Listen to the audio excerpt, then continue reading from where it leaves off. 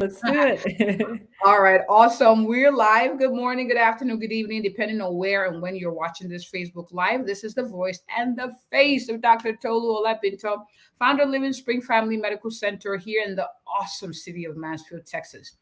I am here again to discuss topics that help our patients live long and well because we believe that the quality of life is just as important as the quantity of life. And I'm excited today to discuss a topic very dear to my heart and conversations we have a lot, doctor to patient with the one and only Dr. Sarah Pospos. How are you doing, doc? Did I do a good job with that name? How'd I do? Yes, that's perfect. Thank you Awesome. so much, Doc, for having me here today. I really appreciate it. Awesome, awesome. Now, for those of you who are watching live, please hashtag live. Those who are watching in replay, hashtag replay. And our topic today is Doc, help me exercise, please. All right. Now, Doc, I'm going to ask you kindly before we go ahead, introduce yourself. Who are you? What do you do? Yes, for sure. So, hi, everyone. My name is Sarah Pospos.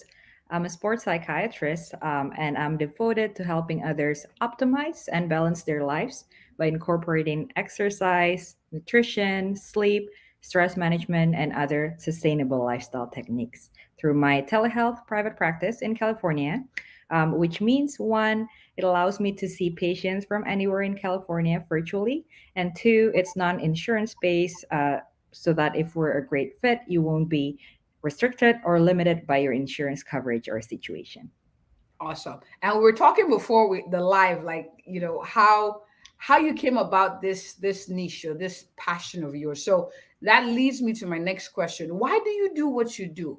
You're like a psychiatrist. Like how like tell our viewers, why do you do what you do? Yeah, absolutely. So I become a sports psychiatrist because, as a former student athlete, I understand firsthand some of the unique challenges that an athlete may face.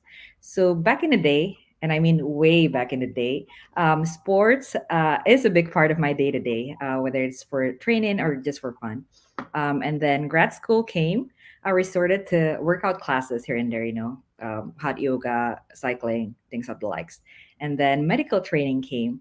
I resorted to home workout videos, some HIIT, some strength training here and there, because of the erratic schedule, the night calls, I'm and what have impressed you you. exercised in med school. Shoot. I just want to say that, but okay.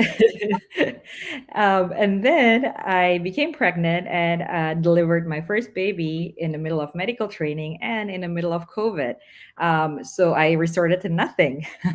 All exercise went out of the window by that time. I kept telling myself one day I'll get back to it. But, as you can probably tell, that one day never came.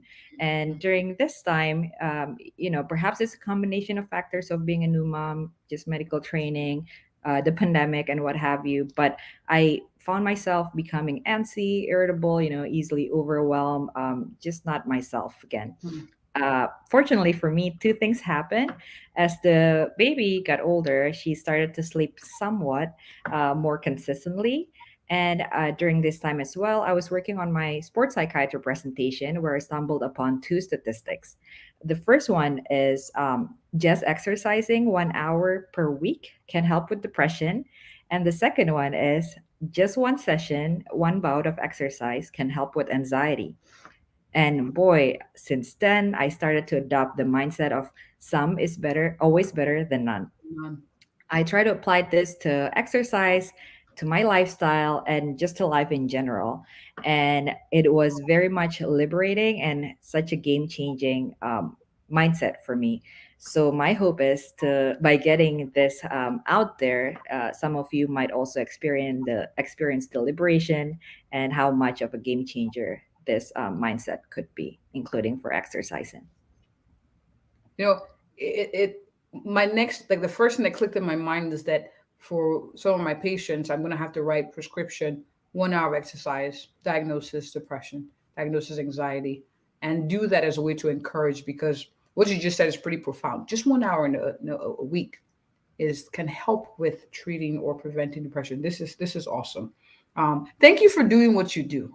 You're pretty amazing. So now my next question is this: I have someone who's watching, like, yeah, good for you. you can exercise and you find it value adding. How would you approach someone who's saying, you know, I don't feel encouraged to exercise. I don't feel motivated to exercise. I don't get it. What would you say to them to start off to encourage them to exercise? Yeah, absolutely. That's a good question. So I think first off, I would start with the benefits. We all know, intuitively that, hey, exercise is good, just like we know eating healthy is good, sleep is good, and the list goes on, right? But why is it good?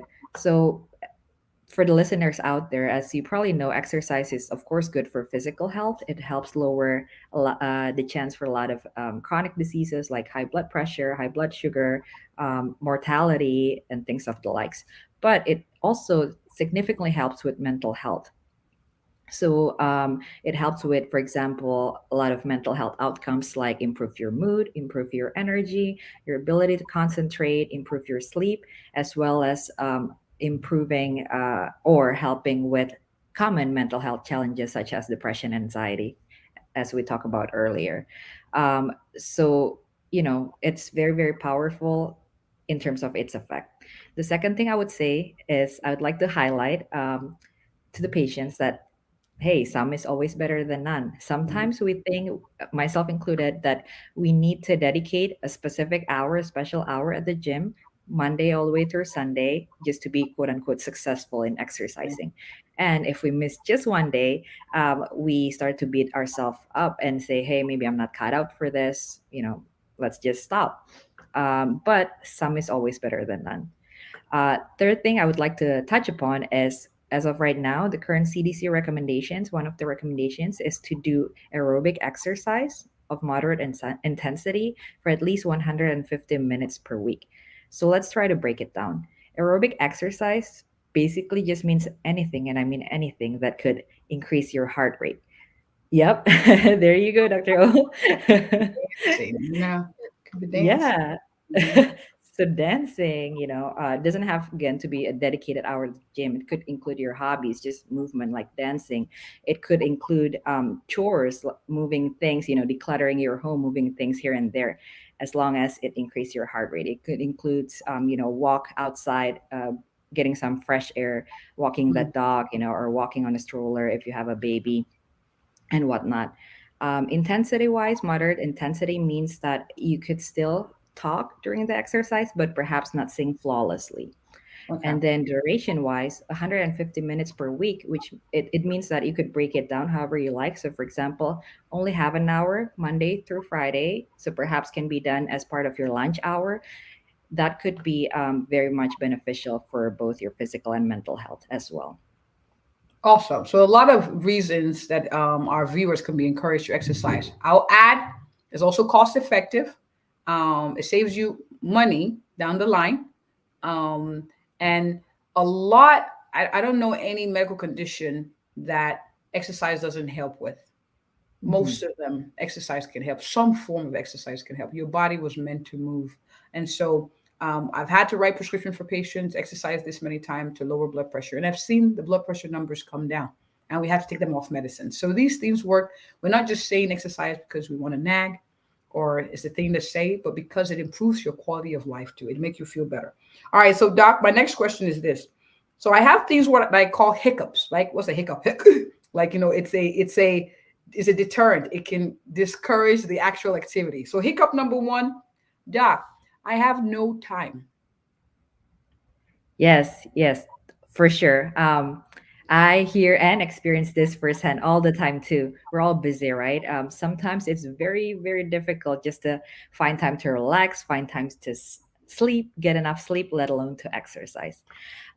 So, what I'd like to recommend and find it helpful myself is to multitask, quote unquote, by pairing exercise with mundane, kind of mindless work. I like this.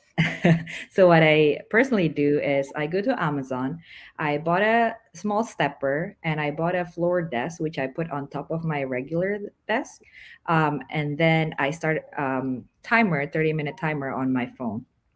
That way I can get my steps in, get those heart rate up while doing some work. So for example, works that include replying to emails, preparing presentations, paying the bills, doing errands, things like that on my computer. And that way I could kill two birds in one stone. You don't necessarily have to set aside a separate time on top of your busy day just to exercise. I like that. So you can multitask, you can batch. Another one I like is taking a walk and calling a friend that has a gift of gab. You can Mm, talk for a while. So that way you're catching up, you're being a friend, and at the same time you exercise, and it doesn't feel as long because you're talking to someone.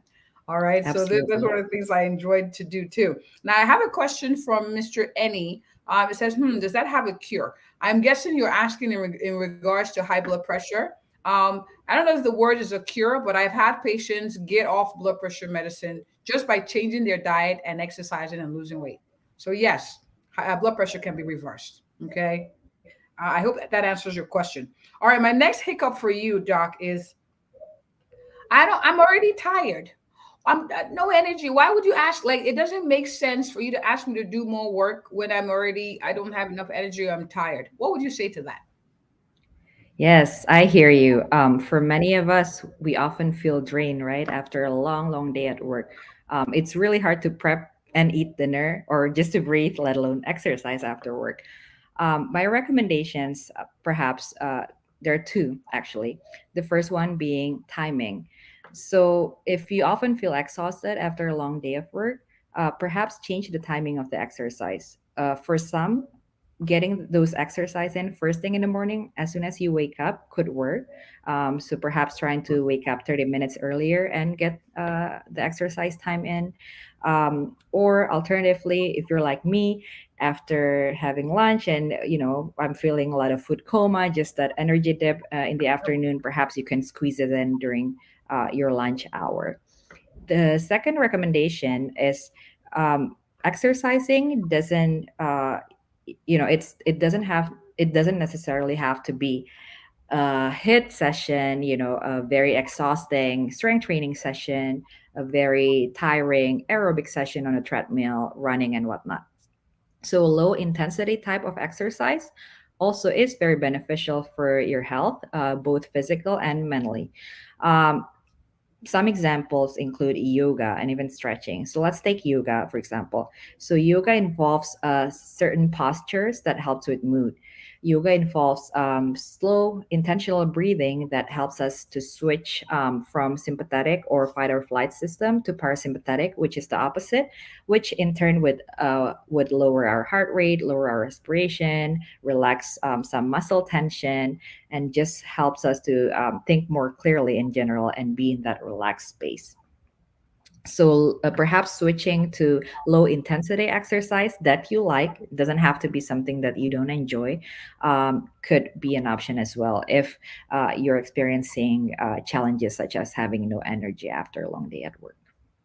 And you know what I've found, even my own personal experience, and in talking to patients, when they exercise, they feel better. So the energy is improved from the exercise. So don't Yes. be discouraged. I love what you said. Find something you enjoy doing so it doesn't feel like exercise. Like for me, dancing doesn't feel like exercise. It's fun. So I'll do that. Or for some, it's biking. For some, it's chasing the kids. The whole idea is to weave it in already into what you're doing. You're batching, you're multitasking. You can Mhm. multitask at work, you can multitask at home, but just prioritize that. So awesome. So I have another hiccup. And this person is saying, good job, doc. I'm happy for you. You can afford to go to a gym. And they're like, I don't have a gym membership. What would you say to that, doc? Likewise, same here. I myself don't have a gym membership as well. What I like to do is there are a lot of options out there, especially these days. For example, I like to exercise to free YouTube videos, and on YouTube you can find Yes. almost any type of options, right? Like you mentioned, dancing exercises, some aerobic exercises, just get some movement out there, even some strength training, guided strength training videos as well. And it's all free. You could even find ones that you like that don't have too much ads in the middle so that your exercise session can be more Longer. effective and longer. Exactly. An alternative that works for me as well now, being a new mom of two under two, the youngest being 8 weeks. So essentially, my Wow. schedule is dictated by the little guy, right? And I oftentimes I cannot afford a continuous 30 minutes of exercise these days. What worked for me is I get a free timer app on my phone and I set it at 5 minutes interval. And I try to shoot for the whole 30 minutes, right? Because as we talked about earlier, 150 minutes per week could equal to 30 minutes per weekdays. And then I break it down even further to 5 minutes interval. And then I either, or you could either, if you're like me, get those steps in using the small steppers from Amazon, or you could even incorporate body weight exercise like some planks, some squats, what have you, some lunges and whatnot. Or you can mix and match, you could do whatever you want essentially. You could do a lot of things without having to do it in the gym with those gym memberships. And for those who are you who are watching who are like little averse to dancing, I mentioned earlier, there are different types of dance. There's Bollywood, there's even kickboxing. If you want to learn how to do line dancing, like there are so many genres of dancing that you can use as a form of exercise. And I love what you're saying about the free resources. YouTube is amazing, so there are a lot of resources to do at home, and I'm so impressed with you. 8 weeks, wow! Thank you really for coming. Really, because that phase is, oh my. All right, Doc. So I have one more question. So I have someone who, and I get this quite a bit. Well, I work from home all day. Like, so I'm sitting at the desk and I'm staring at the screen for 8 hours, usually at a stretch. What would you say to that person? Like, how can I leave? Because by the time I'm done, I don't want to do anything else. I've been home all day. What would you say to that person? Great question. And especially, these days with the pandemic, when even though things are starting to return back to in person, a lot of us are still working from home, right? So what I would do and recommend in that case is to try to weave exercise in within your work day or work period. And what I mean by that is, first and foremost, exercise again doesn't have to be a dedicated exercise hour. It merely means, if I may put it that way, physical movement, right? Being physically active. And it doesn't necessarily have to be aerobics or strength training. It could be a little dancing session. It could be just moving and getting your heart rates up. So, and stretch, even stretching or do some yoga poses as well. So, if you're working from home, which means a lot of time it's just sitting in front of your computer, some alternatives that may work, perhaps get a standing desk or put something on top of your computer to make it a standing desk, and then try to kind of just move around, after 30 minutes, maybe set a timer, do some stretching, try to walk around the room if you can afford it. Perhaps take your lunch hour outside, walking outside with some fresh air. It could help with creativity as well as some just feeling relaxed in general, help with the work as well as the well-being side of things too. Um, Perhaps if you have a longer lunch hour, you could do the YouTube sessions that we talked about since you're at home, and just get back to work after. Since now you don't have a commute time, perhaps you could use those commute time to squeeze in some exercise as well, perhaps in the morning commute time or in the evening commute time before dinner. There's a lot of ways, I think, to incorporate exercise, and especially it helps if we start to think of frame exercise as just physical movement or being active instead of exercise per se. All right. So you've heard the doc. Get moving, right? We got to weave it in, put a timer. A lot of times, I have to encourage patients that you're allowed to take, I know, breaks from staring at the screen. I know your job has factored that into your job.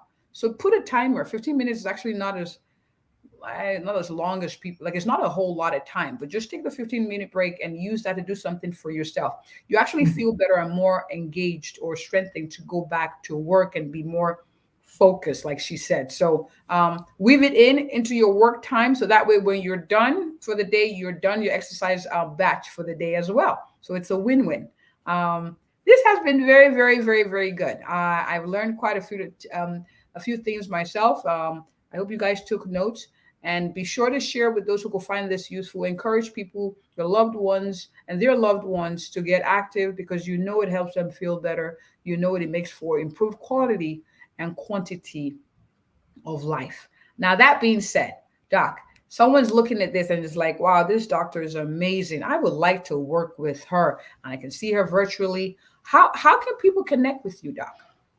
Yes, absolutely. So, um, I just wanted to preface this by saying, for some of you, perhaps the tips that we discussed earlier would be enough, but for some, they may need additional help, that just that extra push, incorporating exercise or perhaps other sustainable lifestyle changes, just to take their mental health and well-being to that next level and become the best version of themselves again. Having said that, there are two ways to find me. If you're in California and you don't have a psychiatrist, feel free to reach out. I can be found at my website at lifestyletelepsychiatry.com.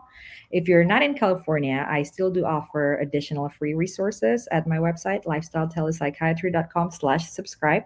And either way, you can always contact me on Instagram as well with the same handle, Lifestyle Telepsychiatry.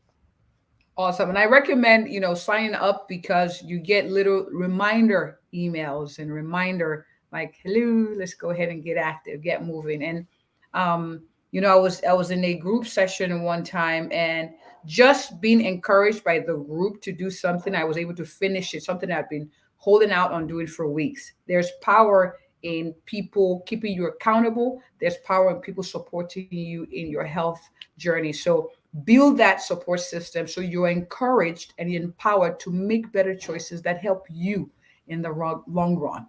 So thank you for what you do and thank you for sharing these resources. And again, I do appreciate you for coming. Absolutely. Thank you so much, Dr. O, for having me today. And I just wanted to also mention to all the listeners out there, if you're in Texas, if you're in the area, feel free to reach out to Dr. O to receive the best care in the area as well. Thank you, thank you, thank you, thank you. From her mouth to your ears. If you're looking for a thorough, passionate, and a thorough and caring family physician here in the Mansfield, Texas area, I am she. Thank you all for watching and have a good one. Bye, Doc. Bye. All right.